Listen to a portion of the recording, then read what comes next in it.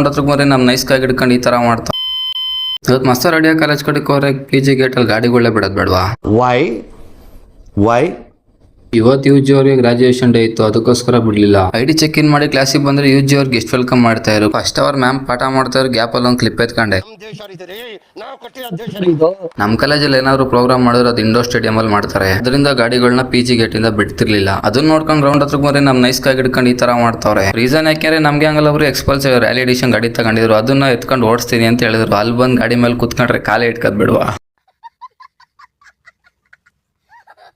ನಾನೊಂದ್ ರೌಂಡ್ ಗಾಡಿ ಎತ್ಕೊಂಡು ಹೋದೆ, ಆದ್ರೆ ಫೀಲಿಂಗ್ ಮಾತ್ರ ಸಖತ್ತಾಗೈತೆ. ಆನೆ ಮೇಲೆ ಕೂತಿದ್ದೀನಿ ಅನ್ನೋ ಫೀಲಿಂಗ್ ಐತೆ. ಸೆಕೆಂಡ್ ಸೆಷನ್ ಕ್ಲಾಸ್ ಅಟೆಂಡ್ ಮಾಡೋಣ ಅಂತ ಹೋದ್ರೆ ನೋಡ್ರಿ ಪೈಪಲ್ಲಿ ಆಟ ಆಡ್ತಾವ್ರೆ. ಕ್ಲಾಸಿಗೆ ಬಂದ್ ನೋಡ್ರಿ ಎಲ್ಲ ಸ್ವರ್ಗದಲ್ಲ ಅವ್ರೆ. ಅವರೆಲ್ಲ ಸ್ವರ್ಗದಲ್ಲಿದ್ರೆ ನಮ್ ರೆಡ್ಡಿ ಅಂತ WWF ಅಲ್ಲಿ ಮುಳುಗೆ ಹೋಗೋನೆ. ఎందుకు నీకు ఏస్ పట్టుకు ಇವತ್ತಿನ ವಿಡಿಯೋ ಎಷ್ಟು ಕಥಮ ಬೈ ಫ್ರೆಂಡ್ಸ್.